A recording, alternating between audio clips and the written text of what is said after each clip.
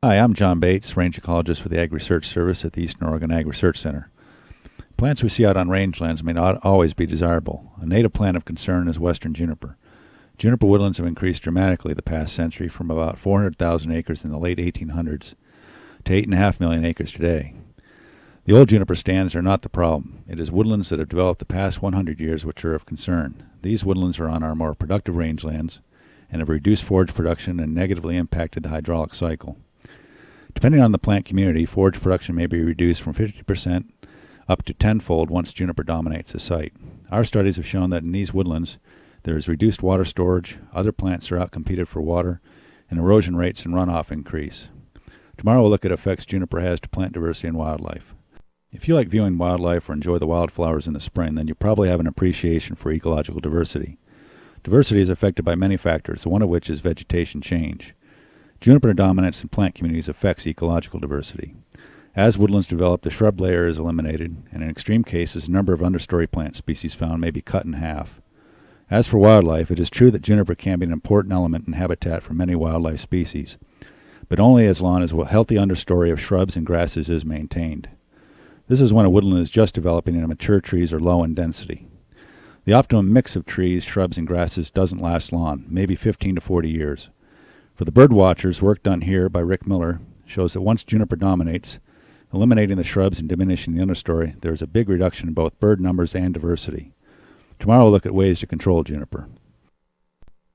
There are many reasons landowners might want to control juniper: the loss of forage and wildlife habitat, and increased soil erosion, to name a few.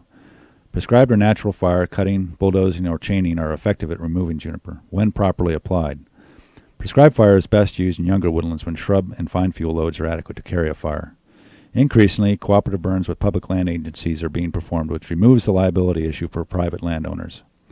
When you can't burn, you're limited to mechanical removal. Cutting is the most common method and costs between $35 and $80 per acre. The cost reflects site access and how rough terrain is. Combinations of cutting followed by fire have also been successfully used in our research and on a larger scale by the BLM. Cutting 1/4 to 1/3 of the trees to create a fuel base is usually adequate to remove remaining live trees with follow-up burning. To reduce out-of-pocket expenses to private landowners, grants are available from several sources for range and watershed improvements. Responsive grasses, flowering plants, and shrubs following juniper control has received quite a bit of attention both here and at Oregon State's Rangeland Resources Department.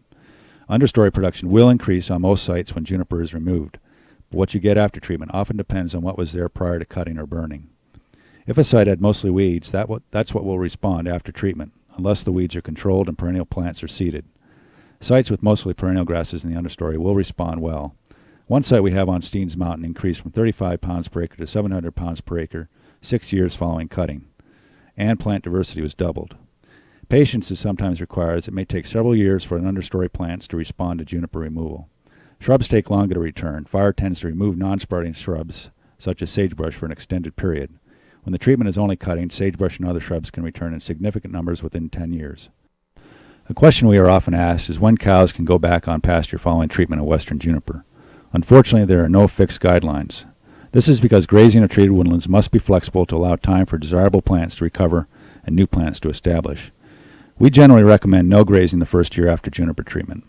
On fair to good condition sites, dormant season grazing or deferring grazing until the end of the second